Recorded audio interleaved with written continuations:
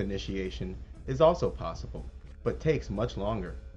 Self-initiation is a series of rituals undertaken by a solitary practitioner that are designed to slowly achieve the spiritual transformation without the help of a Freemasonic or other magical lodge. As stated earlier, a large gap called the abyss exists between the lower self and the higher self.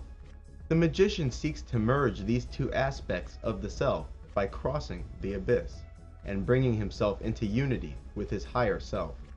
In Freemasonry, and also lodges derived from the Order of the Golden Dawn, two pillars are used to symbolize this divide between the light and the darkness. Often, a curtain is placed between these two pillars, symbolizing the veil that exists between the selves of light and darkness.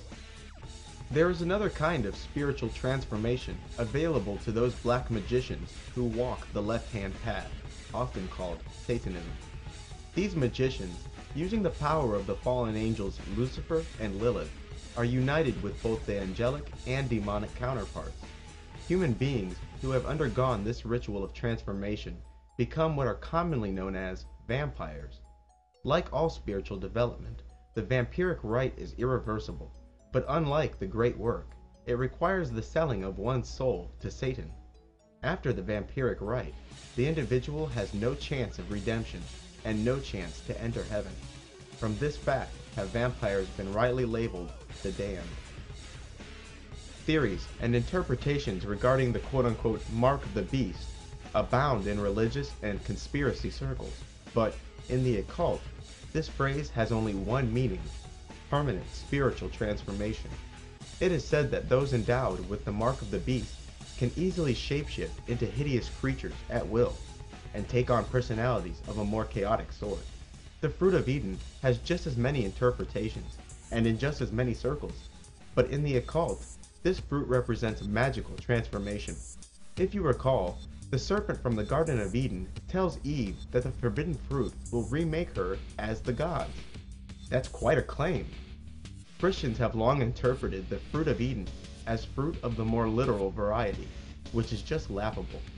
And, as stated in chapter 1, the pyramid is also a symbol of humanity's ascension into godhood. The powers of the vampire involve the conscious manipulation and liberty of the astral body. The astral bodies of humans is tightly bound to the material body. Only in the deepest of dreams, in astral travel, and in death itself will the human experience liberation of the two bodies. Vampires can fly the night sky, while their material bodies remain lying in the bed. Vampires may also reach out with their senses and steal life force, and even whisper into the minds of others. In popular culture, the vampire is often seen drinking blood, becoming extremely excited and perhaps animalistic during the act, killing their victim, and gaining strength from the victim's blood. One of these popular conceptions is false, another is symbolic, and the rest are accurate. Vampires do become excited when they feed, and do become stronger, but they do not actually drink blood, and they do not actually kill their victim. In the movies and novels, the act of drinking physical human blood is symbolic for the taking of life force. The quote-unquote bite of the vampire is also symbolic for the rite of transformation. Vampires feed in the manner that all vampiric spirits feed, by coming into close proximity to a human, reaching out, and drawing life force out of the target's aura. The vampire extends from himself what are often described as thin, silvery threads, which act as tubes or channels in which to siphon life force from the etheric bodies of humans. So even though physical blood does indeed contain the life force, vampires usually feed on humans that have gathered in large groups. In the midst of a human crowd, the vampire can siphon life force from people as they walk by. This is a common method of feeding among vampires. The astral body of a vampire feeding from a sleeping human is another common method for feeding. Places where emotionally charged humans gather, like churches, dance clubs, and stadiums, are perfect feeding grounds for the vampire. If a single human is under continued attack, that person will begin to feel weak, drowsy, and mentally dull. The vampires call themselves the Reborn or the Many-Born. In ancient Egypt, Those who desired initiation and transformation underwent a death and rebirth ritual by being blindfolded and led into the center of the Great Pyramid of Giza. It was claimed that those who died in the pyramid were resurrected as gods. They became powerful wizards called the Jedi, which is where George Lucas got his Jedi. In modern times, the rite of vampiric transformation still requires clinical death. Some vampires are born, and often discover at around puberty that they are a bit different from most people. This type usually claim to have many past lives, as opposed to the human, whose soul is fresh and will only die once.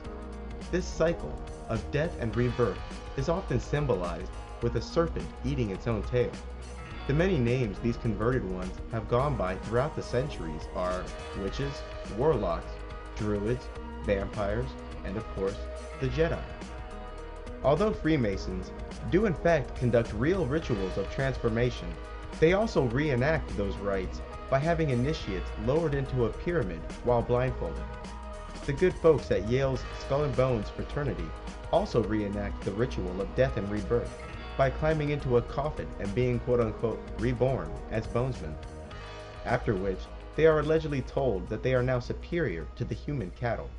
But considering the pedigree of its members, I'm sure they were already under that impression.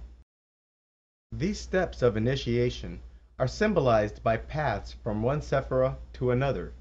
Here, the initiate makes his way from Malkuth to Kether.